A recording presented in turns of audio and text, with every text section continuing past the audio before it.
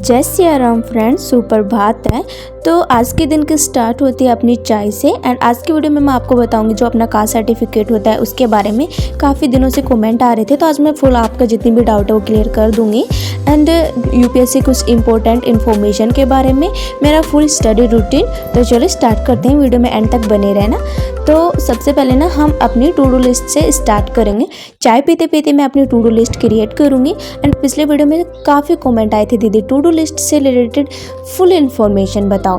तो वैसे तो चलो आपको थोड़ा नहीं समझ आ रहा तो मैं इसमें बता दूं। देखो टू डू लिस्ट क्या होती है ना, एक तो आप अपना फुल रूटीन लिख सकते हो। जैसे कि आपको ड्यूटी जाना होता है, जैसे मैं चाहती हूँ कुछ काम होता है, या पूरे दिन में आप कुछ अलग जो हट के आपके काम होते हैं, जैसे वीडियो एडिटिंग होती है। चलो ये सब भी नहीं होता ना, तो कुछ तो काम होते हैं ना, उससे रिलेटेड हम कुछ लिख सकते हैं। जैसे कि मॉर्निंग में हमें इतना हाउस का एक स्लॉट लगाना है, तो उसमें हमें ये करना है, उसके बाद कोई काम करना है तो वो लिख दो, इस टाइप से। और एक होता है कि सिर्फ हमें स्टडी से रिलेटेड ही लिखना है कि सुबह हमें ये कवर करना है, हमें इस सब्जेक्ट के इतने चैप्टर कवर करने हैं, इस टाइप से। तो जैसे फर्स्ट चीज़ आपने कंप्लीट की, उस पर टिक लगाओ, एक मतलब पॉजिटिव वाइब आती है और पूरा दिन प्रोडक्टिव जाता है।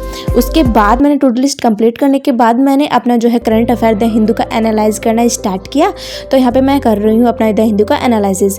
तो ये भी मैंने काफ़ी बार आपको बताया, लेकिन फिर भी आप बोलते हो कि दीदी कि क्या पढ़ें दीदी, अब द हिंदू के लिए न्यूज़पेपर पढ़े, एनालिसिस पढ़े, या फिर हम मंथली मैगजीन पढ़े, या फिर क्या पढ़े तो क्या पढ़ें।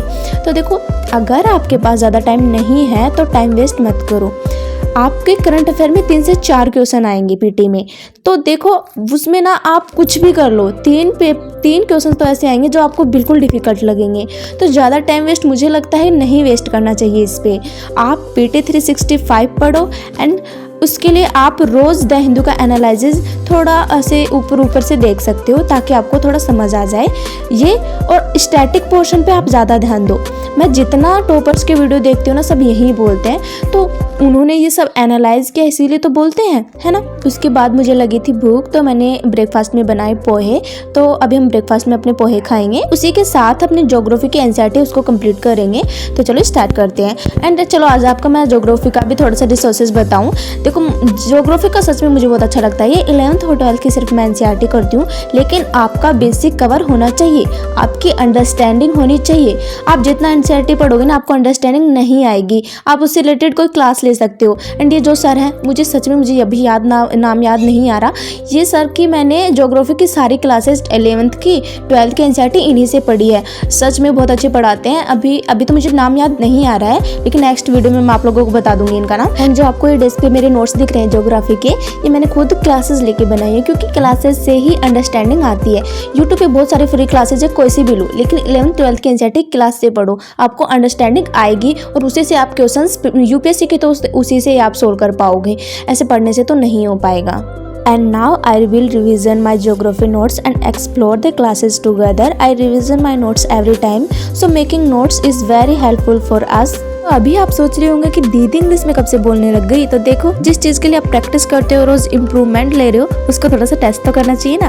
तो आप लोग भी चाहते हो कि हम भी इंग्लिश बोले, इंग्लिश बोलना सीखे, भी बिना किसी हेजिटेशन के इंग्लिश बोल पाए। लेकिन आपने टीचर से सबसे सुना होगा कि जब तक आप प्रैक्टिस नहीं करोगे तब तक आपकी इंग्लिश इंप्रूव नहीं होगी। अब प्रैक्टिस किसके सामने करें, जिसको आती है उसके सामने। अब दोस्तों के साथ प्रैक्टिस करते हैं, कुछ गलत हो जाता है तो हमको जज करते हैं, बट डोंट वरी। अब इस सब का सोल्यूशन अगर मैं आपको बता दूं, तो आप उसके साथ प्रैक्टिस भी कर सकते हो एक दोस्त की तरह। वो आपको जज भी नहीं करेगा, उल्टा आपकी इंग्लिश इंप्रूव करने में आपकी हेल्प भी करेगा। वो आपको फीडबैक देगा कि आप इसकी जगह क्या बोल सकते थे, ये मिस्टेक है, तो आप इसकी जगह क्या यूज कर सकते हो। तो डोंट वेरी, इस बार की एआई ऐप से आप अब अपनी इंग्लिश की इंप्रूव कर सकते हैं। चलो खुद ही देख लो आप लोग। Hello there, nice to meet you to.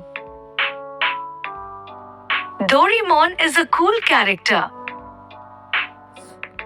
He's got some amazing gadgets, doesn't he? What do you like about Doraemon?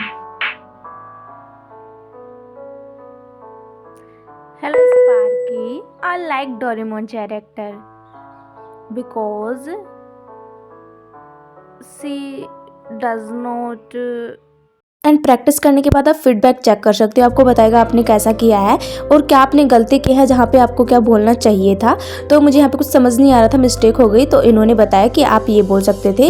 और अगर आपको कुछ समझ नहीं आ रहा है तो आप इनसे हेल्प भी ले सकते हो कि किस टाइप से आप उसको बोलना चाहिए आप लोगों को। और ये बिल्कुल भी बोरिंग नहीं है, आप इसमें स्टोरी आर्टिकल भी रीड कर सकते हैं जिसमें ये मिस प्रोनाउंस वर्ड्स को हाईलाइट करके रखता है। और अगर आपके घर में कोई छोटा बच्चा है जिसको आप अभी से इंग्लिश इंप्रूव करवाना चाहते हो तो इसमें कुछ वीडियोस भी है, कार्टून्स, जिसमें आप इंग्लिश को बोलना सिखाता है, आपकी ग्रामर को भी इम्प्रूव करता है। और इसमें कुछ गेम भी है जो आप उसको खेलकर अपनी ग्रामर और वोकैबुलरी को भी अपना इम्प्रूव कर सकते हैं। और ये आपको बिल्कुल भी जज नहीं करेगा, उल्टा आपकी इंग्लिश इंप्रूविंग में आपकी हेल्प ही करेगा। एंड ये बिल्कुल फन है, मेरे कहने से एक बार आप चेकआउट जरूर करो, लिंक आपको डिस्क्रिप्शन में मिल जाएगा। एंड्रॉइड फोन में भी प्ले स्टोर से आप इसको डाउनलोड कर सकते हैं। एंड ट्रस्ट मी, इसने मेरी इंग्लिश इंप्रूवमेंट में बहुत हेल्प किया है, आप एक बार जाके चेकआउट जरूर करो।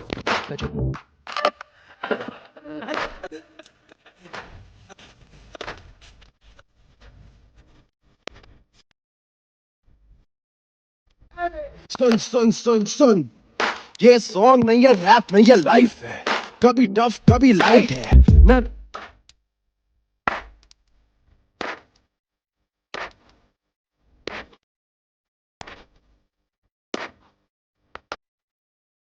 उसके बाद मैंने अपना बेड बनाया एंड जो भी चीज़ें इधर उधर बिखरी हुई थी उनको मैंने व्यवस्थित किया। उसके बाद अभी मैं जाने वाली हूँ अपना जो है कास्ट सर्टिफिकेट बनवाने।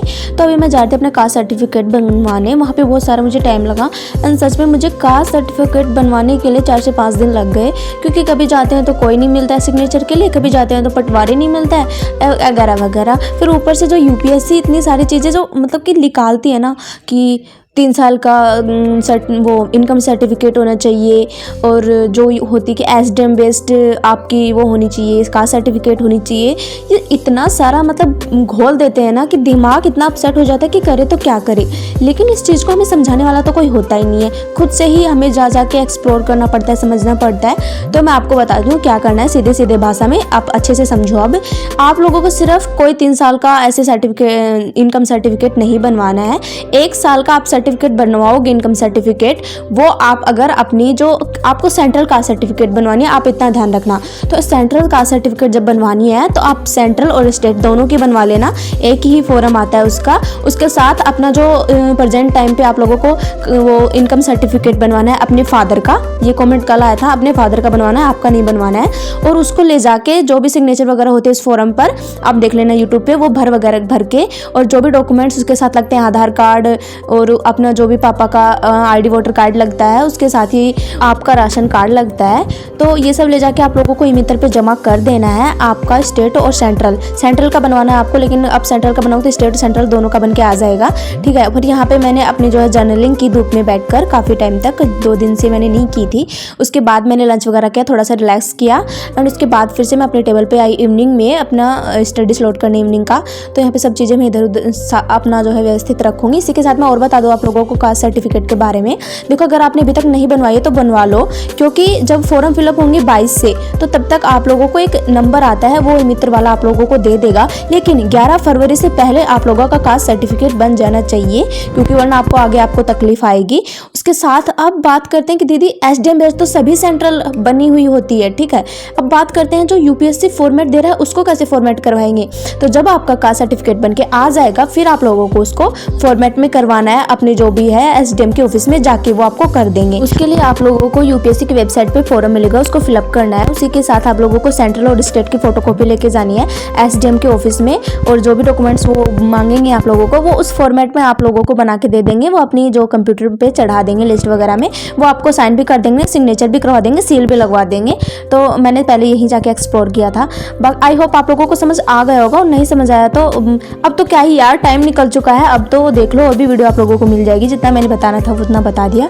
उसके बाद मैंने ना मधुकर कोटवे सर से अपने PYQ एनालाइज किए। देखो, मधुकर कोटवे ना सबसे बेस्ट है, अगर आप फ्री में, अगर आप गरीब बच्चों के लिए सबसे बेस्ट है। उनका ना यूट्यूब पे हर रिसोर्सेज आप लोगों को फ्री में मिल जाएगा। एंड PYQ तो एनालाइज इतना अच्छा करवाते हैं ना, मुझे बहुत अच्छा लगता है, मैं उनसे एनालाइज करती हूँ, बहुत अच्छा करवाते हैं। तो आप अगर कोई क्लासेस होती हैं जो आप बुक्स नहीं है आप लेना चाहो, तो मधुकर कोटवे सर से ले सकते हो, बहुत अच्छे पढ़ाते हैं। और किस किस को मधुकर कोटवे सर अच्छे लगते हैं मुझे ज़रूर बताना, ठीक है।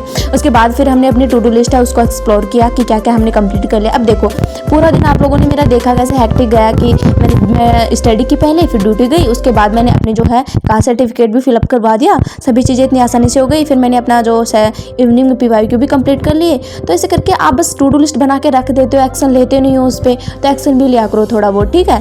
तो उसके बाद ना फिर मैंने अपना बजट लिखा, क्योंकि ऑफ कोर्स मैं बाहर गई थी तो आपको पता ही है कुछ ना कुछ चीज़ें लेना नेसेसरी होता ही है। तो अर्न करना और मैं उसको कैसे कितना खर्च करती हूँ मैं पक्का लिखती हूँ। फिर उसके बाद मैंने डिनर किया, डिनर में फैमिली वालों के साथ करती हूँ तो वो मैं नहीं दिखाती हूँ लंच वगैरह। उसके साथ ही फिर मैंने यहाँ पे अपना थोड़ा सा हेड मसाज किया, वीक में मैं एक बार हेड मसाज करती हूँ। उसके बाद फिर अब अपना लगाएंगे हम लास्ट स्टडी स्लॉट। इसी के साथ अगर आप लोगों को वीडियो अच्छा लगा हो तो लाइक जरूर कर देना, प्लीज़ लाइक कर दिया करो। सिर्फ आप देख लेते हो, लाइक करने से थोड़ा सा अच्छा मुझे भी मोटिवेशन मिलता है, मैं आप लोगों की वीडियो लेकर आऊँ। एंड नहीं हो तो सब्सक्राइब जरूर कर लेना एंड कमेंट भी कर देना। फिर यहाँ पे मैं और मेरे भाई आ गए थे पढ़ने, थोड़ा सा मुझे उसको बताना था क्योंकि ये 10th क्लास में है। 10th क्लास, और आप लोग में से कौन कौन 10th क्लास में एग्जाम आ चुका है, तो अभी ये पूरी साल तो इसने पढ़ा नहीं, सिर्फ 1 महीने में कैसे ये अच्छा इंप्रूव कर सकता है अपनी स्टडी में, तो हम उसी पर डिस्कशन कर रहे थे यहाँ पे। एंड इसको पढ़ता हुआ देख के हमारी फैमिली में सभी अचंभित हो रहे थे कि ये कैसे पढ़ रहा है। लेकिन जो भी है, हमने आज इंग्लिश में बहुत सारी चीज़ें पढ़ी, जैसे कि लेटर राइटिंग हम कैसे कर सकते हैं, स्टोरी क्रिएट हम कैसे कर सकते हैं, काफ़ी चीज़ें जो हमने एक्सप्लोर की। तो उसको मैं यहाँ पे वहीं समझा रही थी कि हम कैसे लेटर लिख सकते हैं, कैसे तू अपनी जो स्टोरी लिखते हैं वो करेगा, कैसे समरी वगैरह जो भी चीज़ें मैंने उसको अच्छे से समझाया। उसके बाद इसने जो अपनी डेस्क वर्क है उसको फिलअप किया और मैंने भी अपनी थोड़ी सी स्टडी की। इसी के साथ हमारा वीडियो दी एंड होता है। लाइक एंड सब्सक्राइब जरूर कर लेना। Thank you for watching my video, bye bye.